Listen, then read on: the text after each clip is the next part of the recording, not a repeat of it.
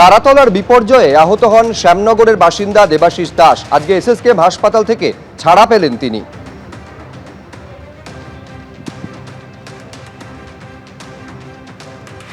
শ্যামনগরের দেবাশিস দাস তিনি যেখানে তারাতলায় দুর্ঘটনা হয়েছে সেখানে ছিলেন এবং তিনি যাদের নিয়ে যাওয়ার সেখানে নিয়ে গিয়েছিলেন।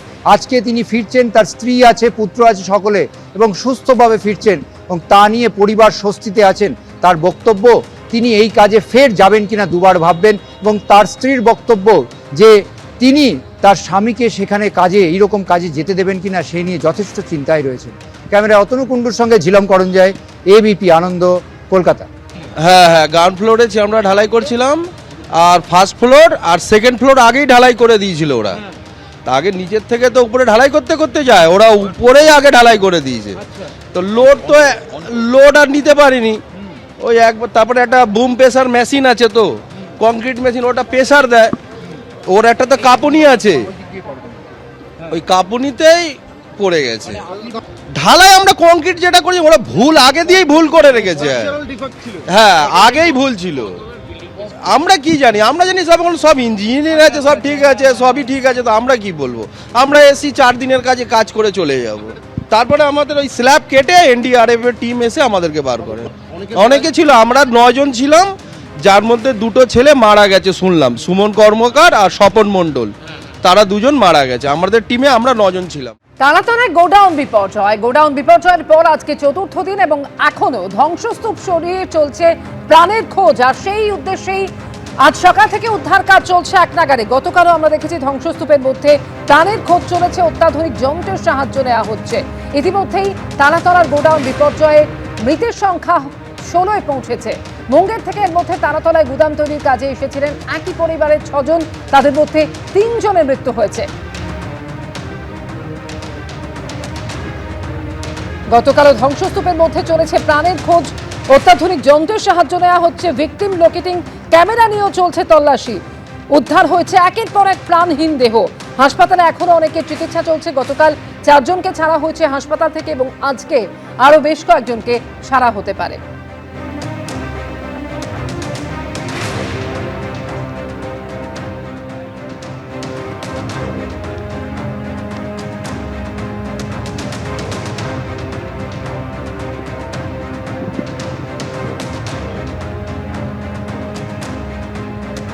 বেআইনিভাবে জায়গা দখল করে বাড়ি তৈরি করেছিলেন বলে অভিযোগ। এবার বহরমপুরের শহর যুব তৃণমূল নেতার সেই বাড়িতে চলল বুলডোজার। তৃণমূল নেতার নাম পাপাই ঘোষ। বেআইনিভাবে জমি দখল করে তিনি বাড়ি তৈরি করেছিলেন। তার স্ত্রী আবার পঞ্চায়েতের প্রধান। যদিও নির্বাচনের ফল প্রকাশের পর পাপাই ঘোষ এবং তার স্ত্রী পলাতক।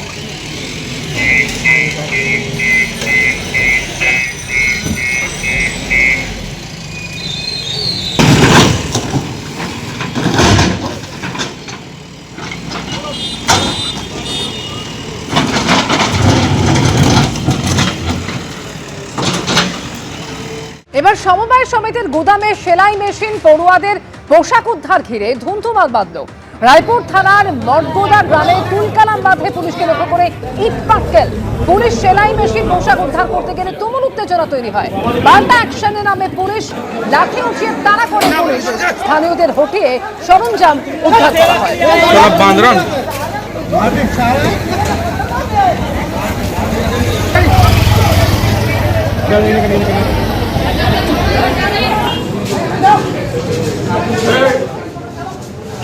সমবায় সমিতির গুদামে সেলাই মেশিন পড়ুয়াদের পোশাক উদ্ধারকে কেন্দ্র করে ধুমধুমাল বাঁধল।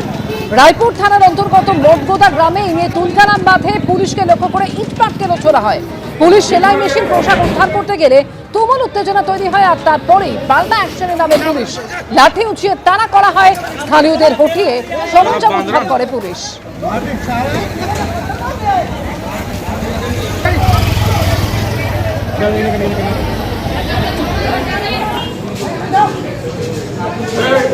এবার মুর্শিদাবাদের ধুলিয়ান পুরসভার তৃণমূল কাউন্সিলরকে গ্রেফতার করলো পুলিশ।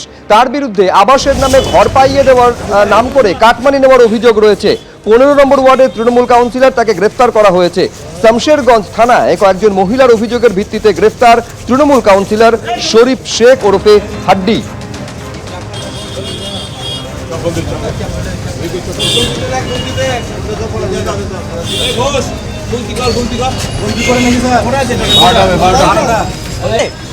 আপনারা দেখছিলেন যে আমি মার্কেটে ঘুরছিলাম, গ্রামে ঘুরছিলাম, বাজারে ঘুরছিলাম, সব জায়গায় ঘুরে বেড়াচ্ছিলাম। আমার কাছে অভিযোগকারীর বক্তব্য আপনারা শুনলেন, যার অভিযোগের ভিত্তিতে গ্রেফতার করা হয়েছে প্রাক্তন তৃণমূল কাউন্সিলরকে। কার্যত অভিযোগের পাহাড়। এবার তারকেশ্বর চক্রবর্তীর গ্রেফতারি নিয়ে কুণাল ঘোষ কি বলছেন দেখুন। অভিযোগ থাকলে বেশ করেছে গ্রেপ্তার। পরবর্তী হিংসার মারধরের অভিযোগ রয়েছে। এখন যিনি যিনি তারকেশ্বর চক্রবর্তী উনি বা ওনার আইনজীবীরা বিষয়টা বলতে পারবেন। আমি তো দেখতে যাইনি, আমি বলতে পারবো না। তবে এই ধরনের গ্রেফতার বহু ক্ষেত্রে ভিত্তিহীন অভিযোগে বা শুধুমাত্র প্রতিহিংসা পরায়ণ হিসেবে যাতে না হয় সেটাও দেখতে হবে। কেউ একটা কিছু বলে দিল, এখন সঙ্গে সঙ্গে তাকে অ্যারেস্ট করে নিয়ে যাওয়া, এটাও তো ঠিক হচ্ছে না। এবার পুলিশের জালে কলকাতা পুরসভার আরো এক প্রাক্তন কাউন্সিলর, 104 নম্বর ওয়ার্ডের প্রাক্তন কাউন্সিলর তারকেশ্বর চক্রবর্তীকে গ্রেফতার করলো পুলিশ। তার বিরুদ্ধে ভোট পরবর্তী হিংসা থেকে শুরু করে শ্লীলতাহানির ঘটনায় অভিযোগ রয়েছে। 23শে জুন প্রাক্তন এই কাউন্সিলরের বিরুদ্ধে থানায় অভিযোগ দায়ের করেন বিজেপি কর্মী, আর তার অভিযোগের ভিত্তিতেই গ্রেফতার করা হলো তারকেশ্বর চক্রবর্তীকে। থানা থেকে আদালতে নিয়ে যাওয়ার সময় উঠল চোর স্লোগান, উড়ে এলো ডিম।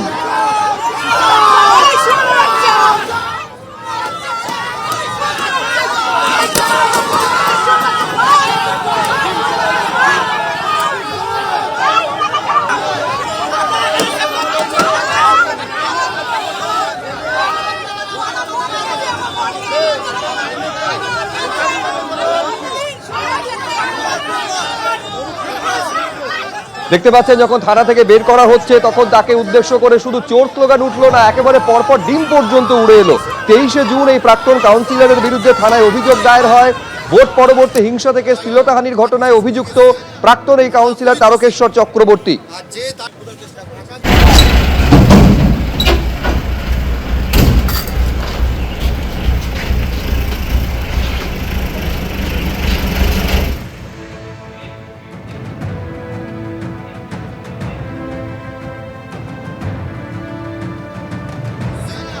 আমরা খুবই খুশি।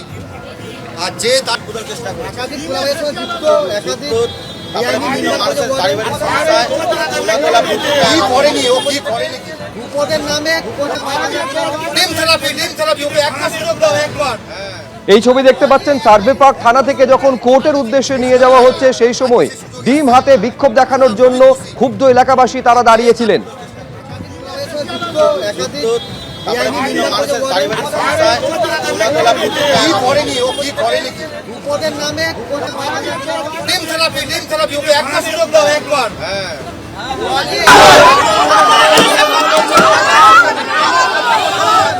এই ছবি কিন্তু দফায় দফায় দেখা গেছে। এইবার দেখতে পাচ্ছেন কোর্ট থেকে যখন বের করা হচ্ছে তখন একেবারে পুলিশের ভ্যান আটকে বিক্ষোভ দেখাচ্ছেন এলাকাবাসী এবং তারকেশ্বর চক্রবর্তীকে উদ্দেশ্য করে ডিম পর্যন্ত ছোড়া হলো।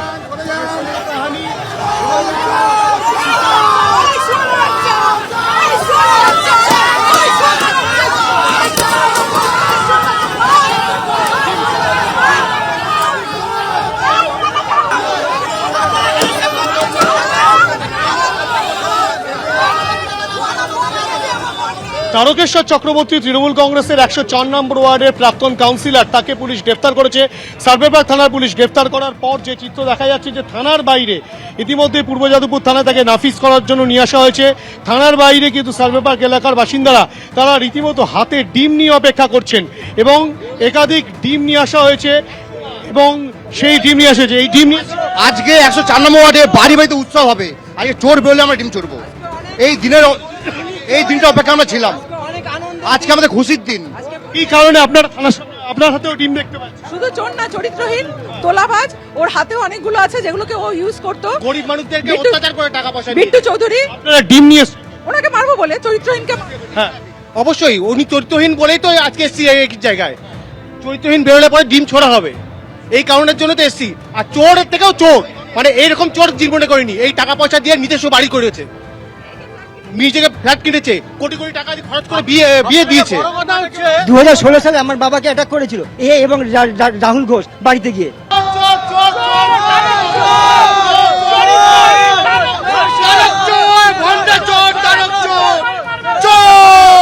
চক্রবর্তী চোর, তেমনটাই স্লোগান তুলছেন এলাকার বাসিন্দারা।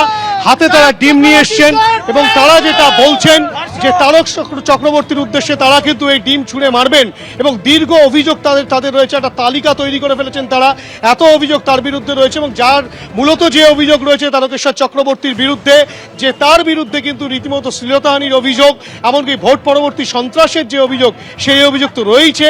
পাশাপাশি এলাকার একাধিক বাসিন্দা তারা কিন্তু ডিম নিয়ে হাজির হয়েছেন, চোর চোর স্লোগান তুলছেন, তাদেরও একাধিক অভিযোগ রয়েছে এই তারকেশ্বর চক্রবর্তী, যিনি কিনা তৃণমূল কংগ্রেসের 104 নম্বর ওয়ার্ডের প্রাক্তন কাউন্সিলর এবং বড় 11-র প্রাক্তন চেয়ারম্যান, তার বিরুদ্ধে, এবং তাকে কেন্দ্র করেই রীতিমতো উত্তেজনা থানার সামনে। ক্যামেরা অভিজিৎ দত্তের সঙ্গে হিন্দল দে, এবিপি আনন্দ, কলকাতা। 104 নম্বর ওয়ার্ডের প্রাক্তন তৃণমূল কাউন্সিলর তারকেশ্বর চক্রবর্তী, যাকে গ্রেফতার করা হয়েছে। আর এই মুহূর্তে সেই ছবি দেখতে পাচ্ছেন, প্রিজন ভ্যানে করে তাকে যখন নিয়ে আসা হচ্ছে, অর্থাৎ বের করে নিয়ে আসা হচ্ছে, সেই সময় কিভাবে সেই প্রিজন ভ্যানকে ঘিরে ধরে বিক্ষোভ দেখাচ্ছেন এলাকার মানুষ। একেবারে ডিম হাতে করে তারা বিক্ষোভ দেখালেন। একের পর এক প্রিজন ভ্যান লক্ষ্য করে ডিম ছোড়াও হলো।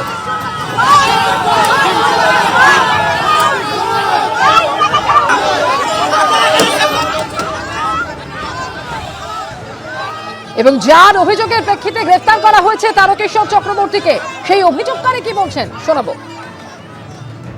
ভোটের দিন সকালবেলা থেকে ভোট হচ্ছিল, ঠিক সেকেন্ড হাফের পর থেকে ও গন্ডগোল শুরু করে।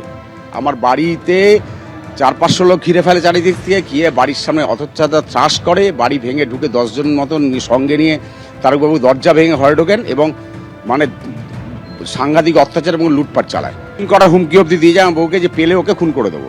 নানান রকমের মেলাইন করেছে, মিথ্যা মামলা দেওয়া, আমাদের কর্মীদের উপর মিথ্যা মামলা দেওয়া, আমার নামে মিথ্যা মামলা দেওয়া, লোক সাজিয়ে এটা করে গেছে দিনের পর দিন। সেই কমপ্লেনই আমি করেছি। কমপ্লেন করতে পারেননি কেন? এতদিন করিনি, কেন কমপ্লেন করার মতো অবস্থা। কমপ্লেন করবো, এটা এর সাথে যুক্ত সব শুদ্ধ ছিল, মানে ইনক্লুডিং মমতা ব্যানার্জি যুক্ত ছিল। যখন বুঝতে পেরেছি আমি কমপ্লেন করে আমি কি মরবো এখানে দাঁড়িয়ে, আমার ফ্যামিলি নিয়ে আমি করবোটা কি? এখন কি চাইছে? এখন চাইছি ওর সাজা হোক। আপনি তদন্ত করে দেখুন ও কত 2 নম্বরই করেছে, কত কিভাবে কামিয়েছে, সপরিবারে কিভাবে কামিয়েছে। বোনকে কাউন্সিল 106-এর কাউন্সিলর করে দিয়েছে, সেখান থেকে লুটপাট করেছে। পরের বছর ওখানকার লোক বিক্ষিপ্ত হতে ওকে আর ক্যান্ডিডেট করেনি, তখন করেছে রানা দাস শুভ্রু ক্যান্ডিডেট করেছে, সেও তাই করে গেছে, তাকেও অ্যারেস্ট করেছে। এটা লুটপাট ছাড়া কিছু করে না। এবিপি আনন্দ, এগিয়ে থাকে, এগিয়ে রাখে।